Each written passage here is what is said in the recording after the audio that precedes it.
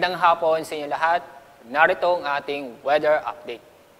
Kasalukuyan, may mga thunderstorm tayo na mamataan dito sa Ilocos Region, Cordillera, at meron din sa Metro Manila, ilang bahagi ng Oriental Mindoro, at meron paparating na thunderstorm dito sa bandang Davao at Caraga Region. At ito naman, may mga kumpul na makakapanaulap sa bandang sa west ng Ilocos Region. Itong mga kaulapan nito ay dulot ng frontal system kung saan naapektuhan ang extreme northern Luzon.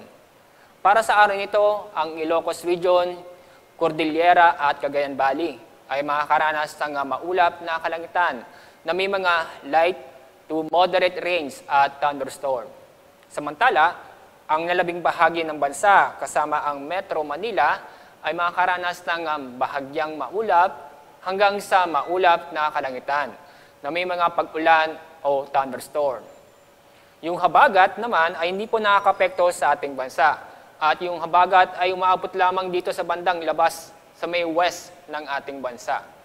At wala naman tayo binabantayang low pressure area o bagyo sa loob ng Philippine Area of Responsibility.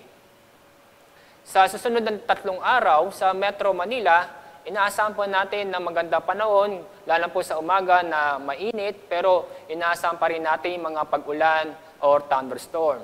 At yung makikita na inaasahan po natin na 34 hanggang 35 degrees Celsius.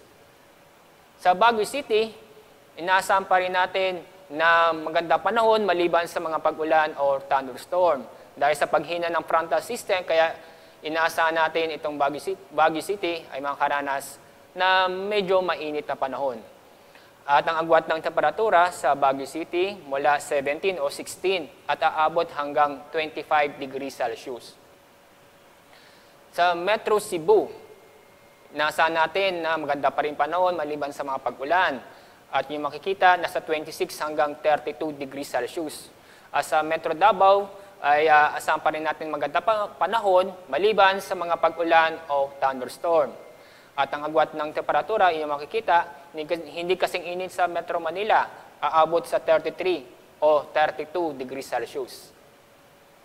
Mamayang hapon, inaasahan po natin ang araw ilulubog sa ganap na 6:21 ng gabi.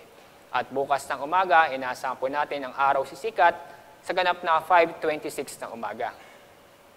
Sa mga karagdagang update, i-follow at i-subscribe ang ating official social media account ng Pag-asa sa YouTube, Twitter, at sa Facebook.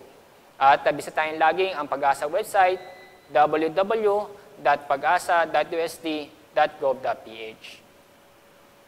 Mula sa Pag-asa Weather Forecasting Section, ako po si Alisar D. Aurelio.